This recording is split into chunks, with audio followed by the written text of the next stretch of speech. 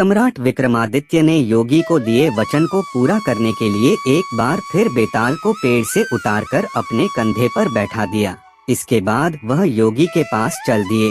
रास्ता तय करने के लिए बेताल ने एक नई कहानी शुरू की। बेताल बोला, बहुत समय पहले की बात है। विशाला नाम के राज्य में पद्मनाभ नाम का एक राजा राज किया करता था। उसी के राज्य में एक साहूकार रहता था। उस साहूकार का नाम था अर्थदत्त। अर्थदत्त की एक सुंदर लड़की थी, अनंगमंजरी। अनंगमंजरी जब बड़ी हुई तो साहूकार ने मणिवर्मा नाम के एक धनी साहूकार से उसका विवाह कर दिया। मणिवर्मा अनंगमंजरी को काफी चाहता था, लेकिन अनंगमंजरी मणिवर्मा को बिल्कुल भी पसंद नहीं करती थी। एक दिन मणिवर्मा किसी काम से अपने राज्य से बाहर गया था और अनंगमंजरी अकेली थी, इसलिए वह अपने घर से कुछ दूर टहलने के लिए निकली। तभी रास्ते में अनंगमंजरी ने राजपुरोहित के लड़के कमलाकर को देखा। कमलाकर को देखते ही अनंगमंजरी को उससे प्रेम हो गया। वहीं दूसरी ओर कमलाकर भी अनंगमंजरी को मन ही मन चाहने लगा था। अनंगमंजरी बिना देर किए महल के बाग में जाती है और चंडी देवी को प्रणाम करती है। अनंगमंजरी चंडी देवी से हाथ जोड़कर प्रार्थना करती है, हे माता, अगर मैं इस जन्म में कमलाकर को नहीं पा सकी तो अगले जन्म में मैं उनकी ही पत्नी बनूं। इतना कहते हुए अनंगमंजरी ने अपना दुपट्टा खींचा और पेड़ पर दुपट्टे से फांसी लगाने की तैयारी करने लगी। तभी राज्य की दासी और अनंगमंजरी की सहेली वहां आ गई।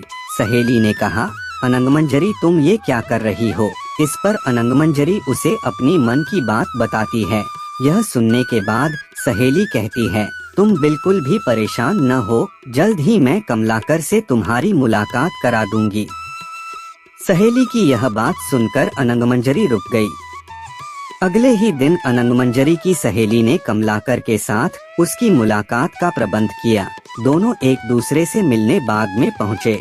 दोनों ने एक दूसरे को देखा और खुद को रोक न सके। कमलाकर बेताब होकर अनंगमंजरी की ओर दौड़ा। कमलाकर को अपने नजदीक आते देख अनंगमंजरी की धड़कनें तेज हो गईं और मारे खुशी के उसकी धड़कनें ही रुक गईं।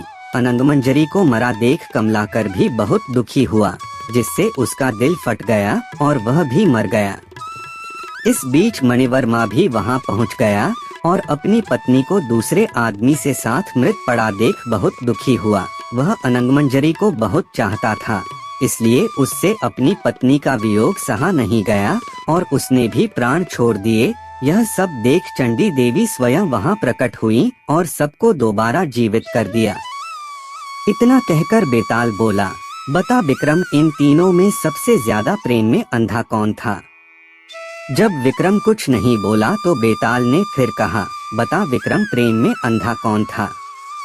बेताल के बार बार पूछने पर विक्रम ने कहा, सुनो बेताल, सबसे ज्यादा प्रेम में अंधा था मणिवर्मा। वजह यह है कि अनंगमंजरी और कमलाकर अचानक मिले और वह उस खुशी के कारण मरे। वहीं मणिवर्मा यह देखकर शोक में मर गया कि उसकी पत्नी किसी दूसरे से प्रेम करती थी और अपने प्रेम से मिलने की खुशी में मर गई।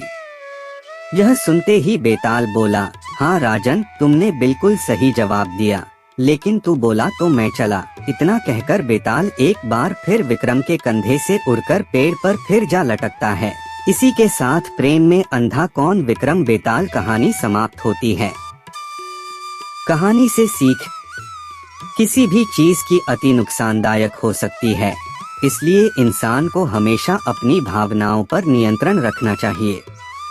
कहानी में कुछ भी कमी है तो वह आप हमें बतलाइए, हम उसे सुधारने की कोशिश करेंगे। कमेंट बॉक्स में जरूर हमको अपना सलाह दीजिएगा कि हम उसे गलती को ठीक कर सके। धन्यवाद।